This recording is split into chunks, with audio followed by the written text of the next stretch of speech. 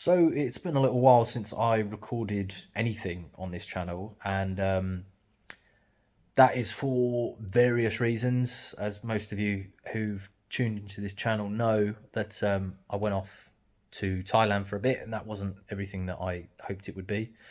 And I've kind of been floating around ever since, different jobs, not really knowing what to do, still feeling a little bit lost. But I had an appointment today, and I had a diagnosis, and that diagnosis makes a lot of sense. And that is basically that I have ADHD.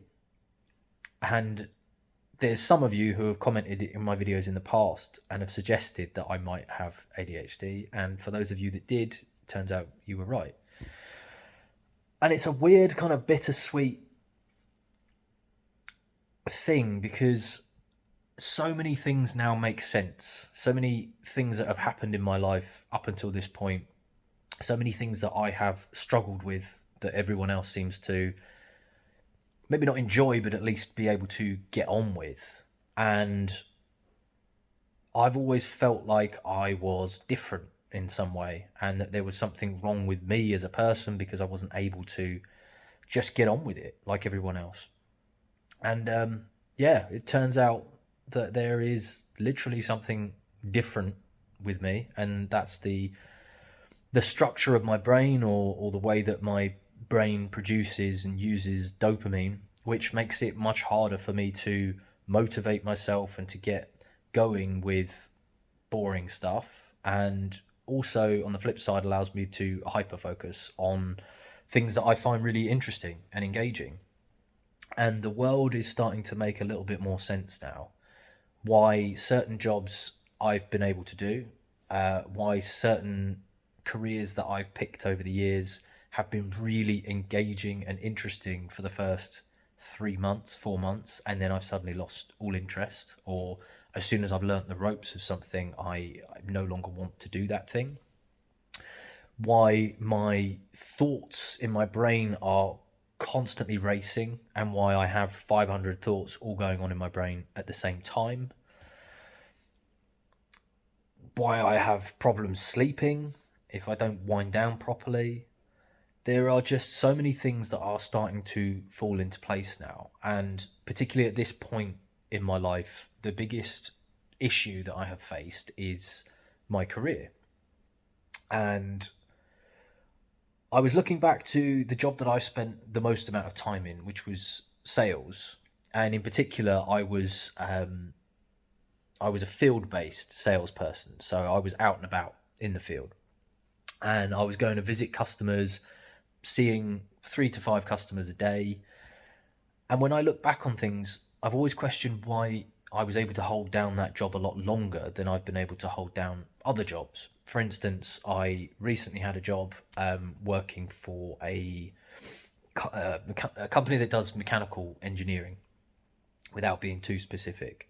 And I thought I might enjoy this because it's varied, and because I'm working with these huge, great machines, and there's lots of travel involved. And the reality, the day to day of the job, was really boring. So they just had me sat down working on small mechanical tasks with my hands all day, or sat me down in front of a laptop and had me watch training videos for the whole day and then answering a bunch of questions. And I was literally falling asleep at these training videos because I had no interest, and I was trying so hard to focus my brain, but I just couldn't. And so I've been thinking about why I've been able to hold down some jobs versus others. And this field-based sales job, when I think about it, it was kind of everything that a ADHD brain needs. I had tons of variety. I was never spending more than a couple of hours in any one place at a time. I had complete control over my schedule. I could pick and choose when I wanted to work. But it was all freedom defined within a structure. You know, the product was always the same that I was selling. There was a specific way to sell the product. It's just that the people I was reacting or presenting to were different each time, and there was always different reactions. And so that variety of tasks is what kept me engaged for so long. But I do remember getting to a point about 3 years in where I just felt bored. I had the script kind of saved in my head to the point where I could do the script. I wouldn't even be present. So I would be in my brain thinking about something completely different while I did a full presentation. And I had heard the same questions so many times that I knew I could anticipate exactly what the customer was going to say and could answer it way ahead of time. There wasn't any objections that I hadn't already heard. And of course, because of this, I got very good at selling that particular product and I was doing really, really well. But because it was all so predictable, I started losing interest. And I remember saying to a cousin of mine who still works at the company and feeling as if I was I was questioning why I was doing it. Like what did it mean? And in hindsight, I thought that was a real existential question. Like I wanted to be doing something more meaningful or deep. And in actual fact, I think it was just a dopamine based question. I think I was just bored of doing the same tasks again and again. And even though the money was good and I had a lot of time freedom, it was predictable. And as soon as something becomes predictable, it's the death sentence for that job. Or as soon as I can see exactly how I'm going to progress in that career, I and it doesn't seem exciting, I lose interest. And that was the point that I did lose interest in that job. And so I'm at this stage now thinking, shit, like what career do I pick next? And it's a big question, and that's the thing I'm pondering most at the moment. But yeah, just wanted to update anyone that's interested on this channel because some of you were right about the fact that I had ADHD, and it's a weird thing because I have a nephew. He's 7 years old and he very clearly has ADHD. It's like he's got a rocket up his ass. He's constantly running around. He can't help but interrupt people in the conversations all the time. He's so noisy. And he very obviously has the typical signs of ADHD. And I think when we think of people having ADHD, that is exactly what we think of, is that like boisterous young boy who's out of control. And so when it was suggested to me that I might have it, the idea seemed ridiculous. I was nothing like my nephew when I was a kid. I was really quiet, really in my own head. I used to daydream a lot. But I also used to have a lot of the same struggles as him. And since then, I've learned that there are two types of ADHD. You've got hyperactivity, which is the H in ADHD. But then you also have I've forgotten the name of it now. Inattentive ADHD, which is where a lot of that energy that my nephew outwardly displays, for someone that's inattentive, internalizes it. And so a lot of that manic energy that he shows is just happening inside my head. And from the outside, I can seem very cool and calm and collected, but inside my head, there's wild shit going on all the time. And that kind of, it makes a lot of sense to me. And so for anyone that's in the UK, you'll know full well how difficult getting an ADHD diagnosis is. And for anyone that's that wants to know how I went about it, I went privately and I paid for it myself, and it was not cheap. But I felt like I have spent more money on less useful things in my life, and if I were to have a positive diagnosis, it would help guide the next steps in my life and potentially could be life changing. And so I think that was worth spending the money on. And so obviously things completely change when you go private. So if you're with NHS, you could be waiting anywhere between 2 and 4 years for a diagnosis on the NHS. I went privately, and They actually had appointments available the next day, but I gave myself a week to get things in order and to answer a lot of the questions that they send across. So you can speed things up by going privately if you have the money to do that. And I was fortunate enough that I did. And of course, now there's just a big question of what now? You know, now I have this positive ADHD diagnosis. I have been prescribed medication, which I should get next week. And I have decided that I am going to give it a go. The way I kind of explained it, so when the psychiatrist said that I had ADHD and she recommended I took medication, she also said that it's not going to be a magic pill. It's not going to solve all your problems.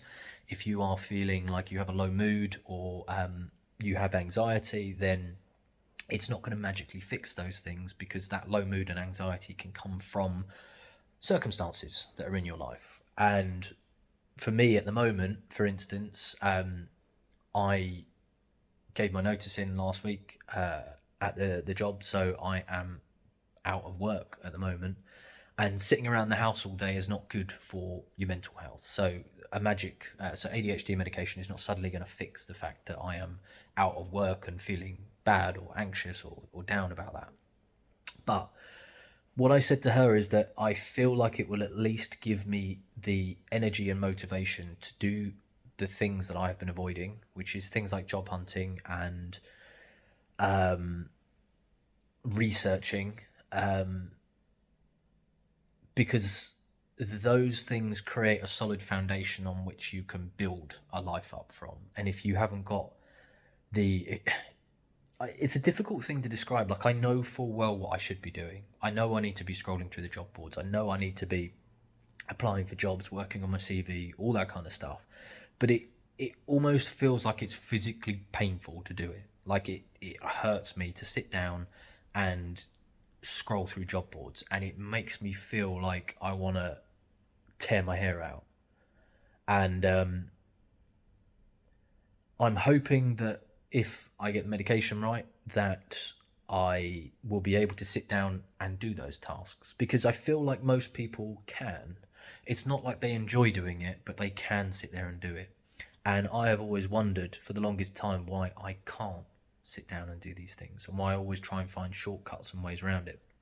So I'm hoping that the medication is going to help me at least build a solid foundation. And when I do find work that I find genuinely engaging, there will inevitably be parts of it that are boring and stuff that my ADHD brain would rather I didn't do. And I'm hoping that the medication will help level me out and allow me to get on with those tasks that I wouldn't necessarily have otherwise enjoyed. Long-term plan is not to be on medication. I'm hoping this is going to help me just build up to where I need to be, and then I would ideally like to come off it. And in an ideal world, I would like to build a life and a lifestyle that just suits my brain better, because I know I can. I know I can enjoy a life without any kind of medication, and I know there are jobs out there that suit the way my brain works. I just need to find them. And it almost feels like for the longest time I have tried to fit into a job role and tried to force myself into the role and responsibilities, and found it very difficult and very confidence crushing when I struggle to fit into that role. And I want to flip that on its head and try and find roles that I would fit into. So find something that suits me. And if you guys out there have ADHD and you have careers that you find suit you really well, I would love to hear in the comments about that, because yeah, I am worried about what the next steps are. I'm scared but also excited. And if you've got any kind of ideas on the next steps, it would be really good to hear them. So yeah, just wanted to make this video. I wanted to update you on what was going on. I'm still getting comments on the channel now, even though I haven't posted in months, I don't think. And it's really good to hear that you guys haven't given up on me, in a sense, and you're still interested in what is going on in life. And it's good to see that the videos I put out there in the past are still helping people. So I thought I'd give you an update, let you know what's going on, and let me know if you want me to keep you posted and updated on my progress, because I think it's going to be a really interesting journey. So thanks for watching. I'll see you soon.